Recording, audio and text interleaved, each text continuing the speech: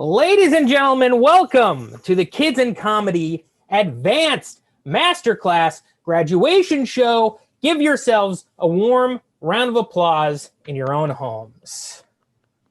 My name is Nick Maritato. I am the host of today's show.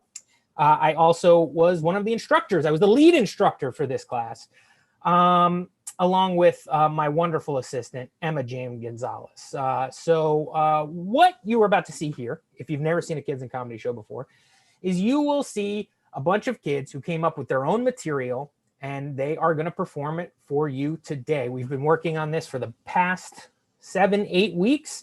All the material that you heard was developed within the last 7 or 8 weeks.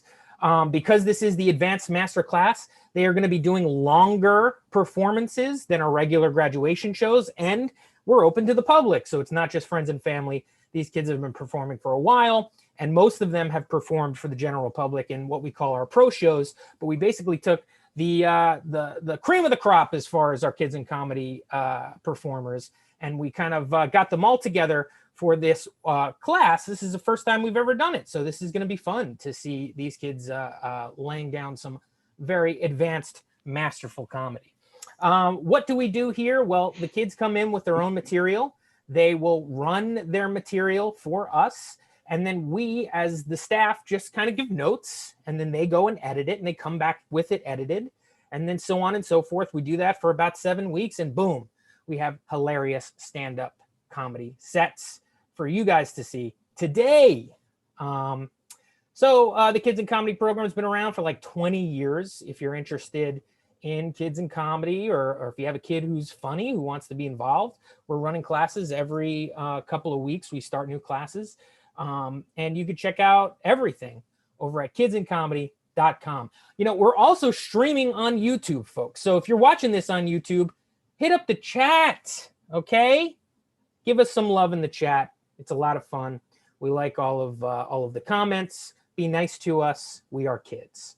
I've been in quarantine for, I don't know, I guess forever at this point. I don't really remember what it was like before. I have no idea what it's going to be like when we can walk around and hug strangers again. I was doing that a lot in 2019, but no more. I am trying to keep busy a little bit. I'm reading as much as I possibly can. I'm starting to read a lot of biographies. But yeah, biographies are long, really long. It seems like the better the person, the longer the book, which is a bummer. Because honestly, you know, in like the middle of a biography, I'll sometimes check out and I'll be like, why is this guy like Winston Churchill so much? You know, I'm like, what's going on here? It's like Winston this, Churchill that. You know, there are other people on this planet. You know, I start getting upset. And I'm like, well, if this guy likes Winston Churchill so much, why doesn't he marry him? But then I realized there's like a lot more left in the book. And like, what if the author did marry him and this is what this is all about? You know what I mean? It's just like a fun twist you find out on the last page. I met Winston Churchill at a Holiday Inn just outside of Kansas City. We fell in love and were married in a fancy gazebo in Aruba that following year. The end. It's like, wow, what a twist. I really like unauthorized biographies, you know? They're kind of interesting because you just like put anything in them. Unauthorized biography basically means, this stuff probably isn't real, but you can tell your friends you learned it in a book, so they have to believe you, you know? The unauthorized biography of Winston Churchill, Chapter 1. Winston was born in Portland, Oregon, December 71st, 1991. The son of a skateboard maker, Winston was raised on the half pipe. It was at his local skate shop / juice bar / CBD store that Winston met the love of his life, Cardi B. Sadly, on June 57, 2011, Winston choked on a Pop-Tart and died in the bathroom of a Holiday Inn just outside Kansas City. It was there I met the corpse of Churchill. We fell in love and were married in a fancy gazebo in Aruba later that year. The end. Folks, that's all I got for you, but we have a fun show here, folks. Kids in Comedy, I want you to give a nice round of applause for your first comedian. Ladies and gentlemen, he's hilarious. It's Lev Janicki, everybody. Give it up for Lev. Hi, my name's Lev. So one thing you should know about me is that I like surfing. It's one of my favorite hobbies, but I'm terrible at it. I wouldn't mind personally, but the problem is that all of my friends who surf are just so much better than at me, and they're always rubbing it in my face. And look, I got the hair for surfing. I just have none of the skill. And here's the thing, I'll let you in on a little secret. Surfing is like 70% hair, but I'm really missing that 30% skill. And look, it sucks because my friends, they'll wake up at like 5 a.m. to go surfing because apparently that's when the best waves are. Look, I don't wake up at 5 a.m. to do anything. You could tell me I could go on the trip of a lifetime, but I have to leave at 5, and I'd be like, can we make that 7? Actually, 8 or 9. I don't really want to wake up at 7 either. But look, it's not my fault that I'm so bad at surfing. It's my training, which is to say I had none. Well, not exactly none. The first time I ever went surfing, I go out, I'm alone, I don't know what I'm doing. And so this old guy, he comes up to me, he clearly felt bad at me because I very obviously do not know how to surf. And his helpful advice that he had to give me was paddle, stand up, great job. And that was it. That's my entire training. But I'm so sick of my friends rubbing this in my face. So I've decided I'm going to be better than them at something. The thing I've chosen are drumstick tricks and Zippo lighter tricks. I'm going to start off with my drumstick tricks. They're very cool. Look, it's spinning. It doesn't look very good on Zoom, but trust me, it's very cool if you're here. And look, and now I'm going to, my back's turned. That went somewhere. And I would show you my Zippo tricks, but my mom did take away my Zippo lighter. Fire is dangerous. Her words, not mine. Sorry, guys. Sorry, I'm a little uncomfortable here. My setup for all these Zoom things is just the worst. Like, I'm riding economy on this Zoom airplane, and let me tell you, I am far too tall to be riding economy. Look, and the problem is everyone else in my classes, online school or whatever, looks so much more comfortable. Like, there's this one kid who's covered in cats. The fluffiest thing I have near me is this Norwegian dwarf who's supposed to protect my dreams. His name is Gordy. Honestly, he's kind of scratchy. Gordy is kind of scratchy. It's just a pretty basic complaint. There's this other kid who's 3 panels to the right of me, and he's lying odalesque, having his parents wait on him as butlers. I mean, one time, I guess I got my mom to bring me a banana, but she kind of threw it at me because she was mad. So does that count? Yeah. And then there's this other kid. He's skydiving during the class, and he has a better Wi-Fi connection than I do. So in short, I'm having the worst quarantine of anyone. So one of 2 things has been going on with my dad in quarantine. Thing number 1, he's going crazy. And thing number 2 is he's always been crazy, but we've just never spent enough time with him to realize it. I have no idea which one it is. And he likes to do a lot of carpentry and hardware projects, which is fine. I have no problem with it, except for the fact that I'm his apprentice for some reason. And I'm not a very good apprentice. I can hammer in a nail, just not well. If you want someone to hammer in a nail well, pick anyone else. And that's fine, because most of the job is picking up tools for him.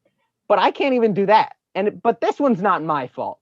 He has so many types of saws. He has hand saws, table saws, circular saws, pole saws, hole saws, drywall saws, hobby saws, zig saws, zag saws, jig saws, jack saws, little saws, big saws, blue saws, red saws.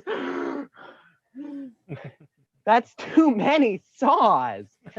But I'm supposed to remember what a pull saw looks like. Do you even remember that I said pull saw? But, other than that, his expectations of me are just ridiculous. This one day I woke up, I'm like, aye, Captain, reporting for duty, gonna do some work. And he was like, okay. Why don't you start painting the left side of the house? Then you can have lunch. Then you can paint the right side of the house. So, yeah. This other time, he walked up to me, handed me a broom, said the words, swab the deck, matey, left for an hour, then came back and was like, Lev, why haven't you swept? My instructions were explicit. But his latest thing is saying the word finesse a lot and acting like it means something. For example, we were fixing this door, and I was holding the door, and he was screwing something on the hinges. And he was like, Lev, use more finesse. More finesse. I was like, I'm holding it with as much finesse as I can muster. He was like, just a little more finesse on this hold. This is a project that requires a lot of finesse. I was like, okay. And then right after that, he gave me a chainsaw, pointed at a tree, and said the word finesse it. And look, I exaggerate a lot of things in this for comedic effect. That happened. He gave me a chainsaw and just was like, I don't know, see what happens. Here's a chainsaw, son. So I was over at my friend Felix's house recently, and Felix, he had no parents, and you know what goes on. Felix's house, no parents over. We're all gonna have a good time. We're gonna play 16th century card games. That's right. I promise that we're cool. We play this game called Whist. No one has ever heard of it. We tried to explain it to this one guy once, and he was like, so how was the poker game? And we were like, Whist. And he was like, bridge? And I was like, yeah, it works for me. It's close enough. You'll never get it.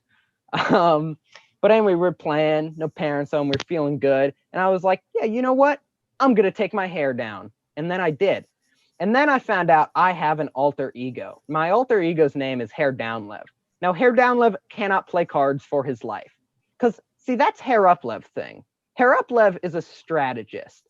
Hair Downlev, well, he likes to partay, which is how cool people say party. Let me give you some examples. Hair Uplev can skim emails really well. Hair Downlev, well, he can do that cool handshake. It's like, the one. I can't do it. Hair's up. Hair Uplev shows up 5 minutes late. Hair Downlev might not show up. He's got like better things to do, like pick up chicks or something. He hasn't gotten any yet, but I'm sure he will eventually. Hair Uplev drinks water. Hair Downlev drinks orange Fanta. Yeah. Hair Uplev is like pretty good at Just Dance. Hair Downlev is invited to Stacy's party. That's right, guys. Stacy's party. Stacy. Yeah, that Stacy, the one you're thinking of. And look, we all know what happens at Stacy's party. It is no place for Hair Uplev. He could not handle it. Let's just say Stacy has parental restrictions off on Netflix. Yeah. Thank you. I'm sure you've been great. If I could see you. All right. Give it up for Lev, everybody. Hair up, Lev. But you know what? I still think he's cool. All right. He didn't have to have that hair down, those locks down for me to think he's cool. He's a cool guy. All right. Yeah. I don't know what wisp is or whatever he just said. All right. I'm not like him. I'm a different person. But Lev is a great guy. Very funny set. Thank you for starting us off. We have another great comedian for you, though. She has been with us for a while, and she is so funny. Give it up for Leah Breakstone, everybody. It's Leah. Thank you. So obviously, this pandemic has been horrible in all ways, terrible time. It's been difficult for everybody, but for specifically, it's been horrible for teenagers. Mental health in teens has been at an all-time low, and teens are just really struggling right now. Except for me. I'm thriving. I'm not trying to brag, but actually I am going to brag quite a lot. My mental health has never been better. I am like the 1 out of 10 teens that would recommend quarantine. Like you see all of those statistics out there that are like, teens, mental health, COVID, it's all bad. Like I skewed that data. It's wrong because of me. The way that you all normal people are feeling right now, that's how I feel when we don't have a pandemic, okay? I guess it's just like this whole not having to interact with anyone has really been a dream come true for me, okay? There's like no social pressure at all. I don't have to worry about who to sit with at lunch anymore because in my house, it's the norm to completely socially isolate yourself from everybody and eat in complete silence. And like, no need to try and get to lunch early so that I can get a seat or whatever. There's plenty of chairs in my house. I have a wide variety of options of where to sit.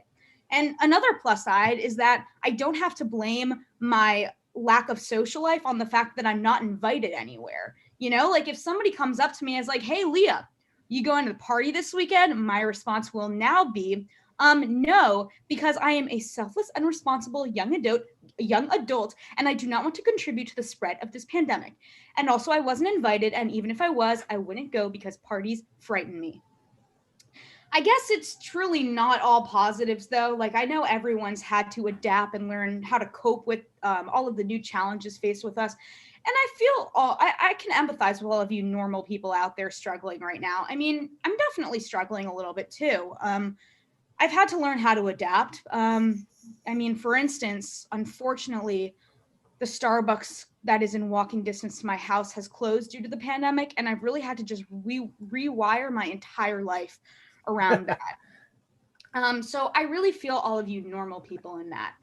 And another thing is that right now I'm applying to colleges, and that's definitely not something that I would recommend you do for fun. It's not an enjoyable experience at all. And when you apply to colleges ask you to like list some of your accomplishments or whatever to make them think that you are worthy of paying them $70,000 a year to attend their university. But the thing is that there's really no guidelines about what makes an accomplishment like impressive. I don't know if we're talking about like my parents' standards of what an accomplishment is or what my standards are, because there's a very distinct difference between the two of those things. For example, my parents might say, "Oh, I was inducted into the honor society thing at my school. Like, that's a great accomplishment. Actually, I think it's a bigger accomplishment that I won the most likely to be friends with your Jewish grandmother paper plate award." Or my parents would love to go on and on about how I was the captain of my softball team. But did you know that I won the all around camper award at my summer camp a few years ago because I didn't complain once when they accidentally put me in tennis with fifth grade boys? Or, I guess I read above grade level or whatever in elementary school. But did you know that in middle school, I ran a very successful Instagram account where I reviewed my extensive lip balm and hand sanitizer account? And sure, I passed biology or whatever, but I find it more impressive that I had my first colonoscopy before my dad had his, okay? I mean, I'm trying not to stress too much about all of this. I've definitely experienced my fair share of stress in my life. When I was younger, definitely had a few extra pounds on me, I guess you could say. And being an overweight child is definitely stressful. I mean, growing up overweight or fat, really, your entire personality and identity revolves around trying to prove to people that you're not actually overweight, even though you clearly are.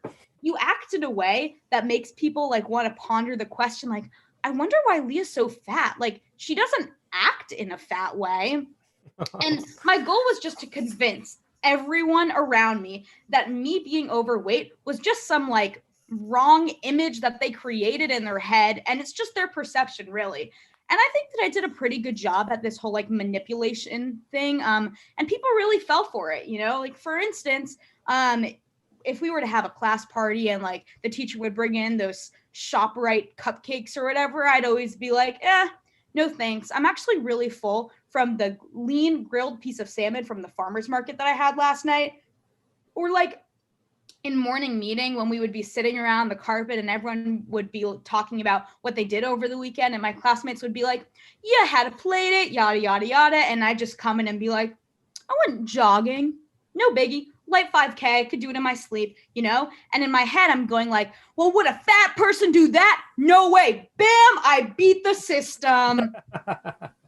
And I would just constantly find new ways to prove to people that I was 100% healthy. Like, I'd randomly approach kids on the playground and I'd be like, "Hey, want to hear a fun fact? I have never eaten an Oreo in my life." And they would be intrigued. It blew their mind. They would look at me wide-eyed, and then they would come up with like follow-up questions. It would be like, "Not even a Trader Joe's Oreo? Nothing." And I love to bring up the fact that the only time I've ever been in a McDonald's is to go to the bathroom on long car rides. That really got them. And I went on with this act for many years, and it was successful. But unfortunately, I think I kind of blew my cover once, I got caught on the playground on the monkey bars, and people started to realize that I was incapable of holding up my own body weight. And then I think that really caught them off guard, and they were like, "Wait a second, she is really fat." And that was really the end of my undercover career, but I think it was successful while it lasted. That's all I got for you guys. Thank you so much. I'm Leah. All right. Give it up for Leah, everybody. Leah Breakstone. Hey, she's owning it, folks. That's what we do here. You get it? We talk about things that people think about, and we are funny about them. And that's why I like Kids in Comedy. It helps these kids work through their issues. All right? You heard Lev talking about that game. That's a weird game for a person to like. And he came here to work through that issue. We got a lot of show for you, folks. Tons. Okay? Speaking of a person who's got a lot of issues, this next comedian, oh, that would be fun. Wouldn't it be fun if that's how I introduced her? She's actually wonderful. Super creative, super funny. You are going to love her. Give it up for Sally Ray Emke, everybody. Sally Ray, come on. Hello, my name is Sally Ray, and my favorite genre of music is circus because I am a clown. Recently, I was in Pennsylvania for a family emergency. I would elaborate on that, but it wasn't funny, and I don't have all the time. Anyway, when things like that happen, you tend to have to hang out with extended family. Old people who would not care about you if they hadn't seen you when you were a baby, and they still don't care about you once they realize you're no longer a baby. I get it, the hype wears off. I'm bored of me too. Anyway, me and my parents were invited to Red Robin, which is the only restaurant that anyone outside of New York ever goes to, apparently, by my uncle and a woman who was probably not my aunt. Anyway, I was mostly ignoring them because I wasn't old enough to register in their minds as a human being when I heard the not aunt remark, "Well, my girlfriend brought me some bread rolls the other day." That lifted me from my haze of pretzel bites and apathy. And that was when I made my fatal mistake. I too have a girlfriend. It's nice to meet another queer around these parts. That was the incorrect response. Luckily, she couldn't hear those words that just came out of my mouth or the sound of her not listening to me. But afterwards, my parents pulled me aside and explained to me that for old people, a girlfriend is just a girl who is a friend. And I apologize for the misunderstanding. It's just that words mean things. Just because you're old doesn't mean you can just say whatever you want and just expect people to understand. You can only do that if you're young. I guess this explains a lot of conversations I've had with old people in the past. Like when I was younger and my grandmother asked me why I never go anywhere with all my girlfriends. I remember thinking, even my grandmother can't possibly expect me to have that much game. But hey, grandparents always seem to think you're more attractive than you are, so I shrugged it off. The thing is, men don't do that. They just don't. You never hear some dude going, "Yeah, me and my boyfriend, we're heading to the gym later," and think, "That sounds pretty straight." And I wonder, why is this? I mean, I wouldn't call them my boyfriend either, but, that's a different reason. I figured it out, though. The reason girls are so fine with calling each other their girlfriend is because girls are practically dating already. Girls will ask each other to prom, sleep over at each other's houses, follow each other to changing rooms, and just be gal pals. I remember at sleepaway camp, this girl was like, "This bra, it's so soft. Do you want to feel?" And I was like, "Yes, but I'm going to go outside now." A girl could kiss me right on the lips, and I would still wonder if we are gal pals. And girls don't say "no homo," which you would think would be a homophobic phrase because it is by definition, but it turns out to be completely necessary when a pretty girl walks up behind me and starts playing with my hair, which was a completely real concern before the pandemic that I'm now suffering from withdrawal from. Two girls who don't like each other have the same dynamic as two boys who do. The world is a confusing place, and I think I might have to ask an associate of mine if this was a platonic gift. Anyway, that lady didn't go out to dinner with us a second time. All things considered, it could have gone way worse. Sometimes I forget homophobia exists. I mean, I live in Brooklyn, so I have it pretty good, but as soon as you leave New York City, you have to go into hyper stealth mode. I might slip up and ask a nice old Southern lady knitting sweaters for her grandkids what her pronouns are. Then I have like 10 seconds to get out of town before she completes her transformation into a terrifying wolf woman and mauls me to death.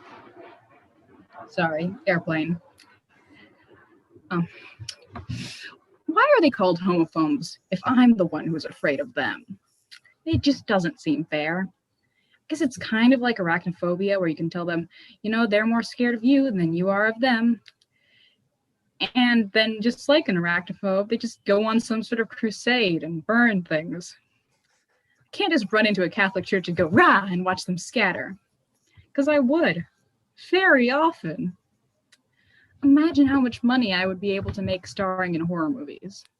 Picture this. A southern, white, God-fearing family saying grace before dinner. Here's a knock from the hallway closet. The dad cautiously approaches a closet, gun slung over his shoulder because he's a white southern man.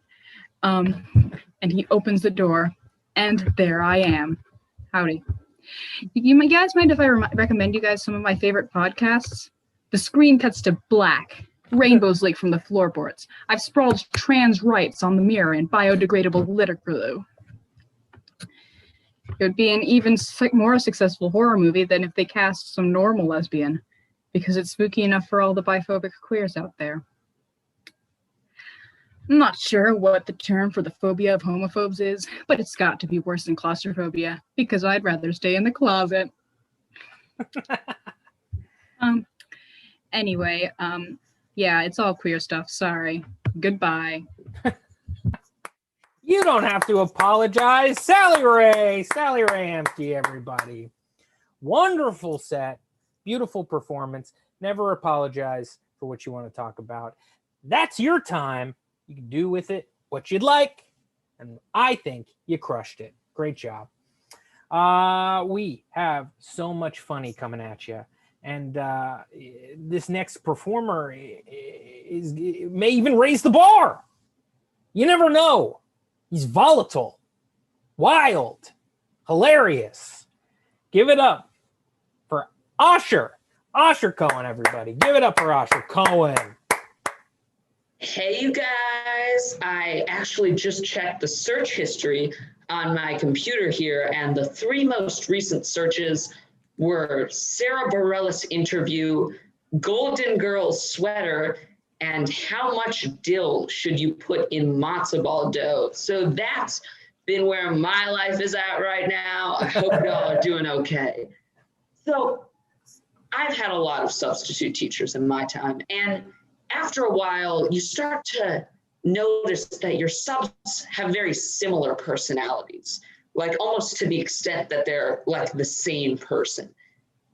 And so I was thinking there must be like a list of commandments or something that you have to follow if you're going to be a sub, like thou shalt volunteer as an usher for Hamilton on the weekends, or thou must attempt to teach us geometry using the powers of rap, or thou hast to have read the Order of the Phoenix no less than 3 times in the past 2 months.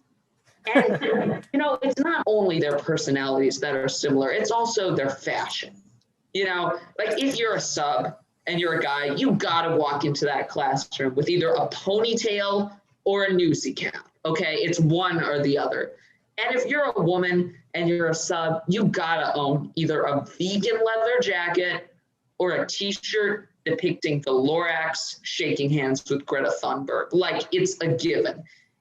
You can just imagine the interviews, the job interviews for being a substitute teacher. Like, wow, Mr. Martin, I must say, you have a very impressive resume. You graduated Harvard, first in your class, over 6 languages.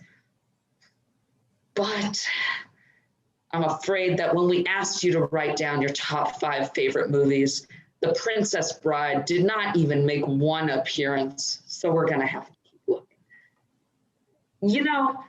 I just recently started watching a pinnacle of American television, none other than The Great British Bake Off, everyone. And since I started watching the show, I've realized that I've kind of an instinctive knowledge about baking within me that only emerges while I'm watching the show. Sort of like a Jekyll and Hyde situation, but with sponge cake. I'll be watching them make like Norwegian potty scones or something. And one of the bakers will put sour cream in their scone dough. And that's when the transformation begins.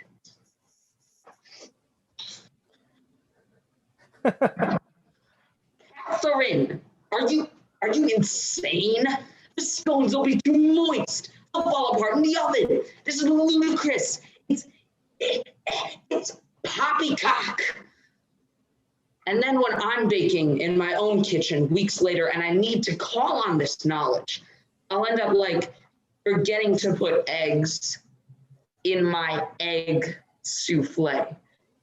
And another thing that I've noticed about the show is that the judges always seem to have made up their mind about the food before they actually try it. Like, you know, they'll take one look at the beautiful fruit tart placed before them and say something like, yeah, you know, there's too much lemon in that.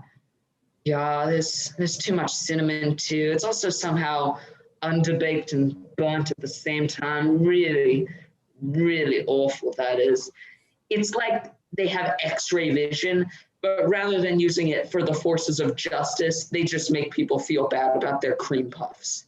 And can someone please explain to me why they're baking on the grounds of like Buckingham Palace, but they do all the baking in a tent in the middle of a field? It's like if in the American show, they're baking in the White House parking lot. So a couple of weeks ago, my science teacher decided to show us a documentary from National Geographic about how some birds dance to attract a mate. And it was very interesting. It started the way most documentaries do, with a middle-aged white Englishman to set the scene. As we journey into the heart of the Serengeti, we spy a yellow-crested warbler attracting a mate. And so I'm watching these birds, and they're doing some very interesting dances. Like there's one that's, you know, Madonna voguing in the corner, like. And there's one that's coming out of the underbrush and going into full thriller music video choreography, like.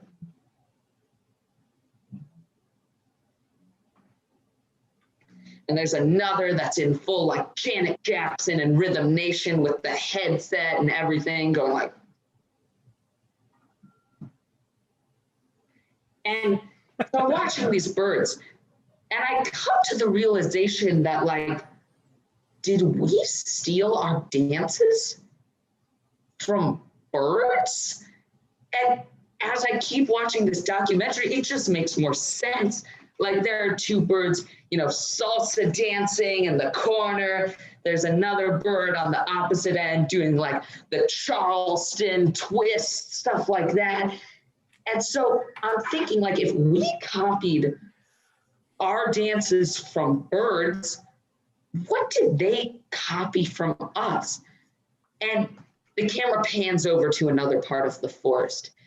And there's this bird that's eating garbage right off of the forest floor. There's another bird that's taking a plastic bag and just immediately throwing it away. So it seems like we got the better end of the deal. But just remember, the next time a pigeon tries to steal your hot dog, they gave us this. All the single ladies, all the single ladies, all the single ladies, thank you so much. I have been Asher Cohen. You have been an audience, I hope. Thank you very much. Yeah, Asher, everybody. Give it up for Asher. I'll tell you, that kid's got the moves. Try and argue with me. All right? I can't move like that. I haven't moved once in 2020. This guy's doing calisthenics over there. Hilarious set, great material. The man's got the references. Okay, he's young. He's young, but he's got the references. Nicely done. We have so much more show for you folks, and the laughs will keep on coming. I promise. Our next comedian, been with us for a while. Actually, he's moved into one of my intern positions for some of the younger classes, and he's doing a great job there. And there's a reason for that, because he's hilarious. Give it up for your next comedian, Sam Lipman, everybody. Come on now. Give it up for Sam. Hi. So I'm Sam Lipman, and first up, I want to do something a little bit different, a little unconventional, some might say. I want to give you guys an update on one of my earlier jokes. When I was 14 years old, I performed this bit about how I hadn't had my first kiss yet or even held hands. I want to update you all on my love life. Wow, what a convenient time to text me. I want to update you all on my love life. Nothing has changed. Literally nothing. I haven't even held pinkies, much less whole hands. And I'm 17 years old, which I know makes the oldies in the crowd go, oh, it's not so bad, but guess what? It's pretty bad. I'm going to try and simplify it for you. I 14, no romance. Now, I 17, no romance. Does that make sense, oldies? I've practically resigned myself to a life of loneliness.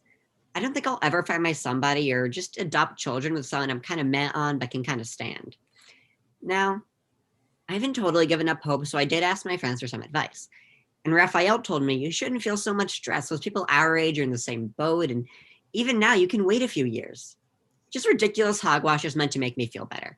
Because I know for a fact, and don't tell anyone this, but I know for a fact that Raphael has been going to the deli with this nice girl from our bio class. So I don't believe a word out of his lying mouth. Now, Leonardo, on the other hand, he totally gets my situation because he's 18 and only just starting to date. But he just told me some nonsense about being myself and talking to new people or something. But to be honest, I'm not going to take advice from some loser who's 18 and hasn't even gotten to slam dunk yet, or whatever it's called. But then the other day, I was having pizza with my friend. I was having pizza in the sewers with my friend Michelangelo. He had some real advice for me. Just give up hope, move to Thailand, convert to Theravada Buddhism, and become a monk. Because at this rate, honey, the only nirvana you're getting is by ending the cycle of reincarnation. But speaking of nirvana, summertime. Doesn't that sound pretty great right about now? Well, over this summer, I did a Yiddish program. And when I got back to school, one of my acquaintances was like, why? And I told him, I thought it was pretty obvious. I want clout with older Jewish people. To tell you the truth, this only works with older Jewish people, not old Jewish people. Because, to tell you the truth, I'm kind of a Yiddish poser. And I learned this the hard way. One time, I met an old Jewish man, and he was like, hit me with some of that Yiddish. And I broke out my usual. Valdkani beis kase fußboim bin ich. But unlike older Jewish people, he seemed unimpressed. Forest knee outhouse foot tree, am I? It doesn't even make any sense. But still, my skills have been paying off a little bit. I was at the dentist and I casually dropped that I knew some Yiddish. I implied it by being like, hey, I know some Yiddish. And my dentist was like, awesome, that's so cool. When I was little, my parents used to call my best friend a Shane the Kind all the time. But I just don't remember what it means. Do you know what that means? And I was like, oh, doctor, insert fake name to protect identity. You're in good hands. That means shining day. Now, when I went home and checked the dictionary, it turns out that meant a good kid. But it doesn't matter. He was so impressed, he gave me a free mouth mezuzah. They're all the rage these days. If you look closely, you can see the words of God on my tooth. Then the other day I was at the bagel shop, and I dropped some Yiddish on that fool, and I'd gotten pretty confident. So I was like, Gas MS Hoys Hunde do for vos, or Street Truth House Dog Here Why? And he was like, I'm Greek. I don't know what that means, but here's your bagels. Yeah, that's right. I impressed him so much, I got 2 bagels. I paid for them, but I still got them. And after I got home, I was chewing through my bagels while flipping through the TV channels. And I came across this really small fries game show called Cash Cab. Seriously, like most other game shows give you 20 grand or something. But in the Cash Cab, you get 50 bucks and you have to split it 4 ways. And you have to do the math yourself. I feel so bad for all the people who get picked up by this vehicle. Picture it. You're tired after a long day doing New York things like being in Times Square, and you just want to go back to your overpriced NYC apartment. The cab that picks you up starts flashing with crazy lights, and you're like, oh God, please no. And a taxi driver says, I'm your host, Ben Bailey, and you're in the Cash Cab. Either you win a small amount of cash by answering trivia questions, or I kick you to the curb. It's Cash Cab. Okay. And the trivia questions are so trivial. Like, they're just random things. There isn't even a theme like in the far superior game show, Deal or No Deal. They're always like, what's a dirt aquarium called? And then they answer in like terrarium. Or Atlanta starts with which letter? That is also the first letter of the alphabet, if you're having any trouble. Answer A. This got me thinking. If If it's so cheap and easy to run a game show, I should do it. So I'm now presenting the first episode of Dunce Canoe. It starts with me paddling my canoe around the Bermuda Triangle until I run into some folks who need rescuing. Then I pull them into my boat, toot my air horn, pew, pew, pew, pew, pew, and say, I'm your host, Sam Lipman, and you're in the Dunce Canoe. Answer my trivia questions to receive some dusty expired Twix. Left Twix only, of course, because right Twix is too good for you. Do-do-do-do-do. First question, what is the initialism for the United States of America? Now, the people I rescued are still cuddling into towels and shivering. One of them pipes up, USA? Correct, you get a left Twix, but remember to share. Next question, what is Stephen W. Hawking's middle name? William? Yeah, but I'm all out of Twix, so just imagine that I'm tossing you one. Now, final question, lightning round. What is 77,345 times 534 to the power of 3 minus 10 million? You have 10 seconds to answer. 10, 9, 8, 7, 6, 4, 5, 3, 2, 1. Oh, so sorry. No one answered. You're all going back in the water. Better luck next time. If a rescue ship picks you up. And that's all for this episode of Dunce Canoe. Thank you. I assume you've been a great audience. Bye, guys. Nicely done. Give it up for Sam. Sam Lipman, everybody. Very, very. I pictured that every time the bell rang was when an angel approved of a joke. So, we can reframe what we saw. Mostly we found out that Sam's very popular around 5:30 p.m. Eastern time. I want to remind everybody out there, if you're watching this show and you're watching it on YouTube and it's live right now, hit up that chat. Tell us what you think of the show. Check out kidsincomedy.com. Do that after the show. And keep enjoying all the work you're seeing here today from these kids. Hilarious stuff. And it's just going to keep getting funny, folks. Because our next comedian, she came to us when she was but a little child. And now she's a full teen, growing up right before our eyes. Been with the program for a while. So funny. Give it up for the wonderful Maya Arden, everybody. It's Maya. Keep it going for Maya. Hello. I am said Maya Arden. Now let's just get the elephant in the room out of the room. He's stinking it up. The hair. Yes, I know my hair is purple. Now, when you're in a global pandemic and you're 16, your parents let you do some things that they wouldn't normally let you do.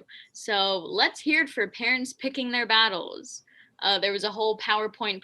Thank you, Leah. There was a whole PowerPoint presentation that went with this decision.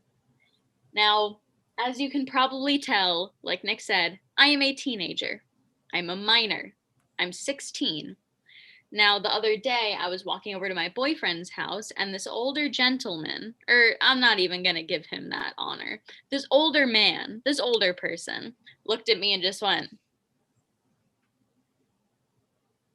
Now, let me frame this for you. This man was so old that was like sexy to him. That was like his strongest come on. This man was so old that he had one of those walkers that doubled as a seat. This man was so old that for a second, I was kind of compelled to say, "Oh, Grandpa, what are you doing here? It's been so long." Now, I know I have a mask on. You can't really see my face, but based on the hair and just my style choices, can't you tell that I'm a minor? I mean, what else do I have to do? Show them my Hello Kitty collection? I love Hello Kitty. I am a child. Now, I mean, everything is happening during quarantine, and these are just things that we've learned to deal with. While yes, like I said, there's a global pandemic going on, that doesn't mean that everything has to come to a screeching halt. For example, my cousin just had a baby, very exciting stuff. And we called my grandmother to wish her a mazel on her great-grandchild. And she said, "Oh, I feel like I just had a baby with everybody calling me, wishing me a mazel." Grandma, you had 4 children. If you had a baby, you would know that you had a baby, especially at 85. Let's just say that. She also said, "Oh, I don't know. She was kvetching all day." Grandma, you know what? No. Verna, of course she's going to be kvetching all day. She was in labor. Now I realize that this was a trend with her. She likes to make things about herself. Obviously, no hate to her, but this is just something that I've noticed. You know, when my brother graduated from high school, she was like, I know that was a close call. I almost failed AP Bio, but I graduated, didn't I? You know, I got a pretty good score on my PSAT. She went, you know, it was a lot of work. It was a lot of tutoring, but it was all worth it. I got a good score. You know, during Pearl Harbor, she called me and she went, did you hear what happened? They bombed me. Too soon. I'm sorry. I know the Pearl Harbor jokes are very sensitive. Now, you know, my grandma tends to ruin a lot of things. God bless her. But you know who else likes to ruin a lot of things? America. America loves to ruin things. One thing we've ruined that really hits close to home for me is plastic bags. You know, I thought, who would make such a terrible invention? An invention that makes it so that it's 70 degrees in November. So I looked it up, and you'll never believe who it was. It was a Swede. A Swede came up with this awful, evil, despicable invention. You know, I thought Swedes were supposed to be nice. You know, this man, his name was like Bjorn or something. Who would have thunk that Swedes would make something so terrible? So I looked up, you know, some other things that Swedes make, and it just goes to prove my point that Swedes are good people. You know, they made the adjustable wrench. I mean, who hasn't saved hours on end by just using the adjustable wrench? Let's be real here, people. They also made Skype, the gateway to Zoom, which is what we're using right now. We couldn't have done this pandemic without the Swedes. They also made the 3-point seatbelt, which is just a car seatbelt. So, you know, Swedes, they're very, they love safety. Or that's what they would have you believe. I have evidence that would prove otherwise. You know what else the Swedes invented? Zippers. How many times have you gotten your stomach caught in a zipper? Buttons are better. Buttons are better, okay? Sue me, I said it, buttons are better. And that's the Swedes' fault. They made the Celsius temperature scale. I know that it doesn't make any sense that for us, 32 is the freezing point instead of 0, but still, America's better, Fahrenheit is better, okay? I said it. You know what else they've made? Dynamite. How many times have you woken up in the middle of the night to fireworks just going poo, poo, poo, poo, poo, poo, poo, poo, outside of your house? I'm sure not that many times, but if you have ever, you would know that it is a very minor inconvenience, and you can thank the Swedes for that. I'm sorry. Like, yeah, they made Swedish meatballs, but they're not that great. Let's be real here. But I don't think it's all the Swedes' fault. You know, I think that Bjorn had really, really good intentions in making the plastic bag. But, you know, Americans, we ruin everything. You know what else we ruin? Learning disability tests. Personally, as someone with ADHD, I have to take a lot of tests to make sure that I am still deserving of the extra time that I would normally get on the ACT or SAT. So I was taking this test, and basically all it is you have to answer some questions, but you have to sit still for about like 8 hours. I can't even sit still for 8 seconds. I'm having such a hard time sitting still right now. I gotta move, I gotta jump, I gotta dance. So the hardest part is asking someone with ADHD off of their medication, might I add, is like asking someone who's colorblind what color the traffic light is. It's just not gonna work out. You know, one of the tests that they had me do was to define words off the top of my head. I'm sorry, I didn't know that this was an interview for Webster's dictionary. You know, another test was they had me look at a blank screen and letters would just pop at me. And whenever a letter would pop up, you had to click the space bar. But there's a twist. Whenever there is the letter X, you can't hit the space bar. You can't do it.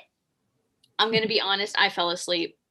While doing that, I fell asleep. I was slumbering. I was unconscious. And 4 years ago when I did that test, I fell asleep too. You know why? Because I had to do that for 14 minutes.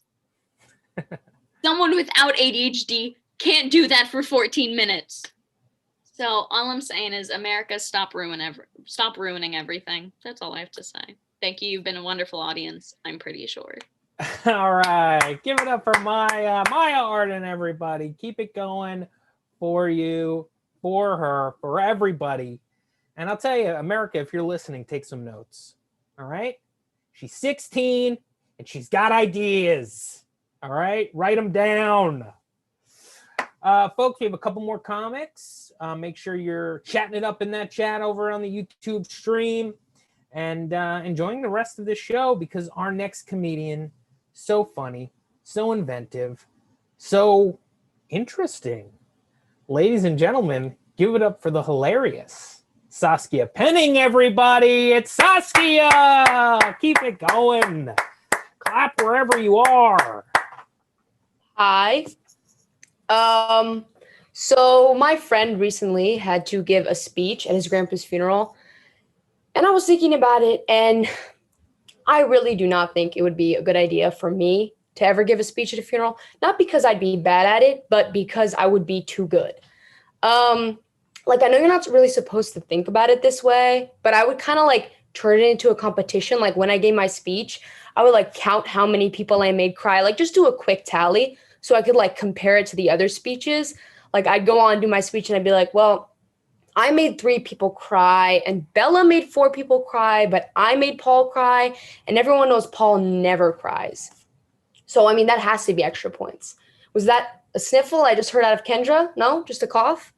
All right, I'm keeping an eye on you, girl. Sorry about your dad, by the way. And then, like, after all the eulogizers give their speech and everything, we could like all meet up and, you know, discuss. Like, Cousin Herbert would be like, man, did you see the way Cousin Jerome was on his knees in grief after I gave my speech? Like, yeah.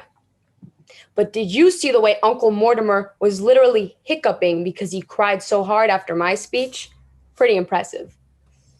But it's kind of like a slippery slope to start doing these funerals, because, you know, once I do the funerals, why stop there, right? Like, maybe I'll find myself going around finding lost dog posters just so I can come up with the most heart-wrenching story to tell the owner of how I just saw their dog get murdered in front of my eyes, just to see what kind of reaction I can get. Maybe I'll start going to AA meetings just so I can come up with the saddest backstory for how I got there, just to see what kind of reaction I can get. And there's other consequences too, like maybe I'll actually start liking the funerals, like looking forward to them. I'll be reduced to watching my older relatives for any sign that the end is near, just so there can be another funeral. Just one more funeral. I swear this next one's gonna be my best one yet. But I feel like when it comes time for my own funeral, I want to go to hell. I really do. I actually prefer it 100%. Like, I really do want to go. And I know that sounds kind of weird, but hear me out. Satan is definitely hot. He is 100% hot. And I mean, like, how else do you think he would have got Eve to eat the apple? Like, Eve is not about to sin for a man who is not worth it. I just know she wouldn't. I mean, what woman in their right mind would give up being able to walk around without a bra all day for a guy who's not good looking? I mean, they just really wouldn't do it. They wouldn't do it. Like, I could imagine her talking to Satan like, yeah, I mean, I don't usually accept apples from strangers, but for you, you know, I'll make an exception. And, you know, bald guys aren't really my type, but you kind of make it work, and your horns, they're just so shiny. Like, you must take really good care of them. I mean, come on, we've all done some shady stuff for an attractive person. We all have. We don't need to lie. I mean, to be honest, Eve might have even thought that it was worth eternal banishment from paradise to get to talk to a man like Satan. I mean, I could just imagine her arguing with Adam like, well, he's my paradise. And have you ever wondered why Satan worshipers are so much more excited and, you know, interesting and exotic than regular old God worshipers? It's because they're worshiping someone good looking. That's what it is. And they know it. That's why they're so much more exciting. Because, I mean, God is definitely ugly. Like, I'm not trying to offend anyone or anything, but it's just so obvious. Like, he really was. And I mean God, not Jesus. Like, I can't really say anything about how Jesus looks because I kind of look like him. Like, I don't really look like how Jesus looks. I look like how white people want Jesus to look. Like, pale skin, blue eyes, and just like him, you never guess that I'm a Jew. But yeah, no, God, I get the feeling that he definitely wasn't a looker because, I mean, why else do you think he got Mary pregnant from afar? I mean, he was probably like, yeah, I'll do the dirty work, but I don't see why y'all got to see my face. Like, come on, you're so shallow. Just accept my miracle creation and move on, guys. I mean, he basically catfished Mary. Like, by the time she was like, God, do you think we could meet up in person sometime? I mean, you look so good in all those visions you sent me. And I already told everyone I talked to God. So, if you don't deliver, they're going to be really pissed. God was probably like, oh, yeah, I mean, yeah, I'm actually like really busy right now. Like, I have some polio I have to go cure and like maybe 1 or 2 new species of fish I have to invent. Yeah. And I don't know, y'all talk about his personality so much. I mean, you really do. Like, would we hype up his personality this much if he was good looking? I don't think so. Like, God Almighty, God loves all his children. God forgives all. Like, come on, guys, we've heard it. I mean, this is the guy who needs reassurance from his followers every single week that they still like him. Like, I can imagine everyone goes to church on Sunday and they're all like, Heavenly Father this, creator of the universe that. And he's like, really? You mean it? You promise? You swear you're all still my children? Really? I mean, come on. And he's so touchy too. Like, a confident guy would just not behave like this. Like, if you just believe in a different version of him, you have to spend eternity in a fiery hell. Like, that just doesn't make any sense. I bet he's like, who's this Buddha guy y'all keep chatting about? Like, yeah, maybe he's a little bit more chill than me and a little bit less needy, but have you seen his physique? I'm a god compared to him. And yeah, I know we're all technically gods, but you get what I mean. You get what I mean. I mean, like, literally, you can't even say his name in vain. Just a good-looking, confident guy would not behave like this. But I feel like, I don't know, on the whole me going to hell front, it might not be entirely my choice, because I don't really take some things seriously that I definitely should. Like, for example, my dad is an immigrant. And the thing with immigrant parents is that it's just really hard to take them seriously. Like, my dad will be yelling at me, and I mean, like, really yelling at me, like, really angry. And he just, mispronounces one word. And, like, all of a sudden I'm trying my hardest not to burst out laughing. Like, I don't know. It's hard. Like, sometimes I feel like he even mispronounces words on purpose when he's yelling at me just to test my strength, to test my will.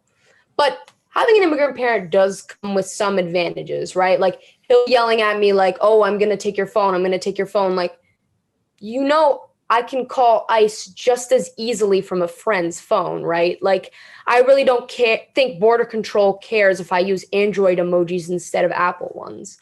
Like, seriously, he'll be like, oh, I'm going to ground you. I'm going to ground you or whatever, but all I have to do is hide his green card and suddenly the ball's in my court. Yeah.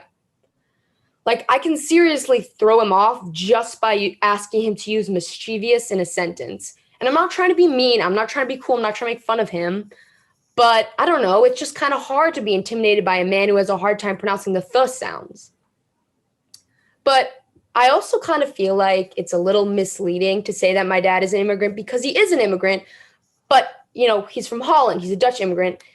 And I feel like when people think of immigrants, they think of like cool, exciting, foreign, exotic. And all I have to offer them is like slightly taller white people. Like, seriously, I mean, it's really just not that exciting. The Dutch language sounds like the alphabet got a little too drunk and threw up. I mean, when we speak, we just sound like we're constantly clearing our throats. And our flag is the French flag upside down. Like, they really didn't even have the creativity for a new flag. And I don't know, I just feel like other countries, they have cool, languages and clothes and food, and our national symbol is a tulip. Like other countries have dragons and lions, and we have a flower that's like, I don't know, maybe a lovely addition to a wedding bouquet. I mean, seriously, our cultural foods are sugar and potatoes. That's it. And you're lucky if you don't get them both at the same time. But to be honest, you never really know. That's my set. Thank you so much. Yeah. Give it up for Saskia, everybody. Say a prayer. You're going to need it. Hilarious stuff from Saskia, really breaking it down for us. I know we were all thinking it. Let's be honest. We were all thinking it. She got to say it. So give it up for Saskia, everybody. Great set. Folks, we have one more comedian for this evening. And then that will be the end of the show. So make sure that you're checking us out on Instagram. You're checking out our website over there at kidsandcomedy.com. And that's where you can sign up for one of these kooky classes. We do classes on Saturdays, and we have classes on Sundays. And if you take a few of those classes and you excel like these kids have, maybe you'll make it into our Thursday class, which is where this class takes place. But as I said, one more comedian left, and she is really wonderful, super funny. Give it up for the multi-talented Petra Popper Friedman, everybody. Thank you for coming. I know Thursday at 5:30 is an interesting time. Glad you're all here, assuming that you are. Recently, I've been listening to a lot of 1930s pop music because I'm a relatable teen. And it's very interesting. The lyrics talk about how they were going through a similar financial recession, and the music itself is stolen from Black people. So you listen to it and you're like, oh, this could be today's top 40. It's very relevant. But a big difference is that they had these really heavy censorship laws back then. And it meant that they couldn't say anything even remotely provocative. But it was awkward because they still tried to. So they'd be like, hey girl, you're the bee's knees. Or there's a Cole Porter song where he says, I love you so much, I think you're even better than cocaine. Apparently was fine for their censors. It's definitely weird though by modern standards. I think if Cole Porter were here today, he would say, how am I alive? And did we win World War II? But then he would say, I've got a girl who's causing me anguish, for she doesn't know she's the cat's pajamas. I don't normally use such racy language, but you'd understand if you saw my hot mama. Good one, Cole. I've got a girl with arms like the sun and real human teeth extending from her jaw. And I tell ya, I know she's the one. The allure of her lungs always leaves me in awe. I've got a girl who makes me gay. Not like that. It's 1934. That means happy. Coincidentally, I'm Cole Porter, so the other meaning applies as well. You know what? Don't think about it. Never mind. Just listen to me sing a song about a woman's body and how much I'm attracted to it. My girl is really swell. Her muscular kneecaps are so alive. And sodomy laws want me in a cell. But my girl says be home by 9:45. I tell all the boys I know, hey, Buster, check out how great my miss is. They say, why do you always tell us that, Cole? I say, because I love her, and in case I need witnesses. My wife's got quite the shining disposition. It almost sparkles when I hear her holler, Cole, I saw you with Jack in the kitchen. Oh, I love that girl and her lack of cholera. Society has left me emotionally repressed. My mind's like the economy, totally depressed. Yes, it's a situation that certainly rankles. But it's all solved when I see my wife swore the ankles. My wife swore the ankles. Little Cole Porter for you. That's been most of my quarantine, just listening to music. Occasionally I've been able to get out of the house though, that's always good. Over the summer, I was able to visit a friend of mine who lives in Brooklyn. I live in Manhattan, but I said that I would bike to him because I'm a nice person and kind of a suffer. And I was in Chinatown trying to figure out my way onto the Manhattan Bridge. And it's complicated because all the streets are Bowery, except for Bowery, which is somehow Lafayette.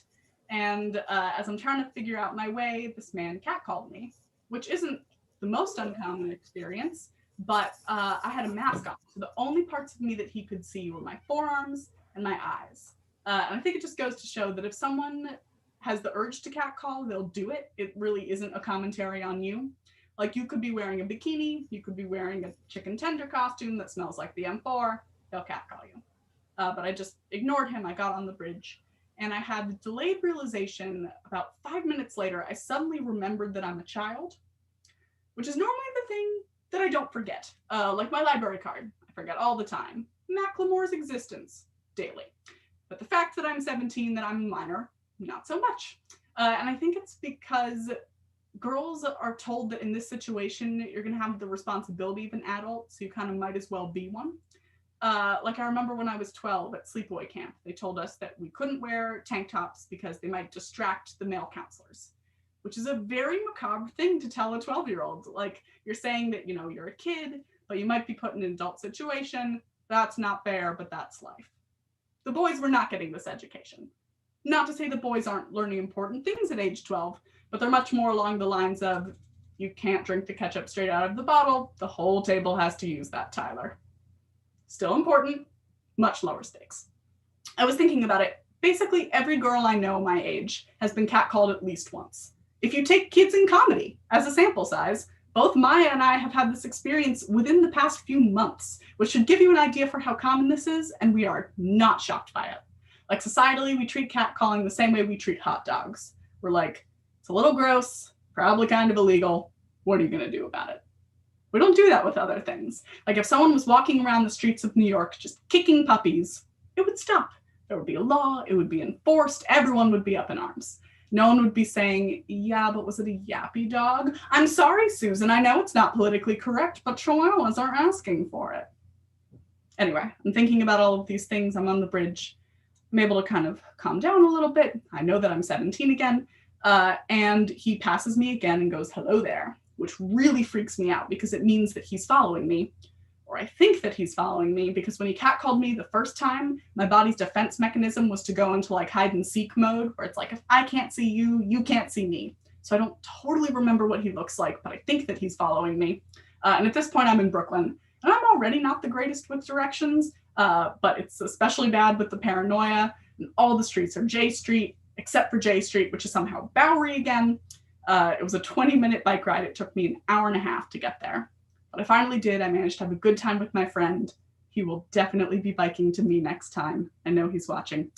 But I had a good time, and at the end of it, I asked him if he would walk me back to the Brooklyn Bridge, which was out of his way, but he did it anyway, which was really nice of him. And I'm happy to say throws a wrench in my catch-up theory of male education. Because I do think that a lot of 7th grade for boys is spent learning that the same rules and models you've heard about the ketchup also apply to the mustard. But hopefully they're also learning that some of their classmates are kids, but might be treated like adults, and it might be their job to help them or act as an ally. And I think that I would add to that, that if you're going to catcall someone, first, don't.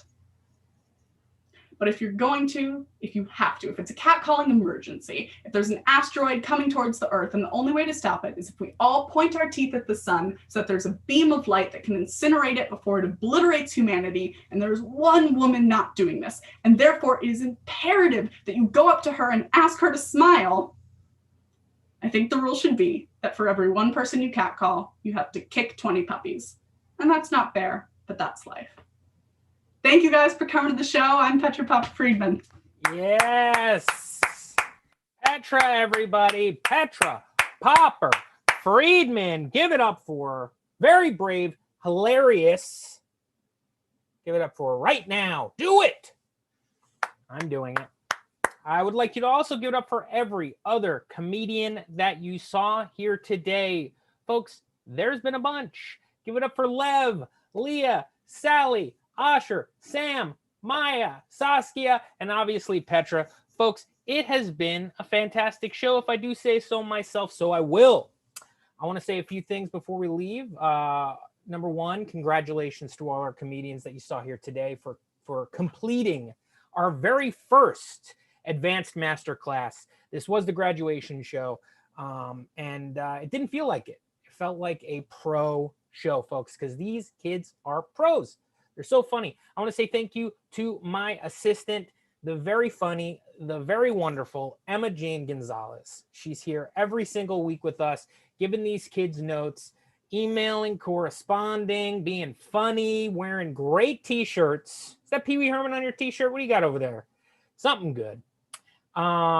She classes it up a little bit here, folks. I also want to say that we cannot and will not be here without the directors of the program, Joanne Grossman, Stu Morden. So give it up for them. They are watching this in their home. They are very proud. They are hilarious themselves. I want to say thank you to Matt, our technical director. He's literally the reason why we are able to stream into your homes. So thank you so much, Matt. And I don't know. I'm going to say thank you to myself. My name is Nick Maritato. I was the host. I am the instructor. And these kids are great. I wouldn't be here if it wasn't for them. That's almost true. I also, one more plug, kidsandcomedy.com. If you think that this show was funny, hey, share the link. I don't know. Do what you got to do over on our YouTube account. Follow us on Instagram and sign up for some classes. We do classes pretty much every season. We start a new set of classes. You can check that out at kidsandcomedy.com. Folks, that has been the show. Please join us next time, and we will see you then. Bye-bye. Everybody wave until the stream is over. Goodbye, folks.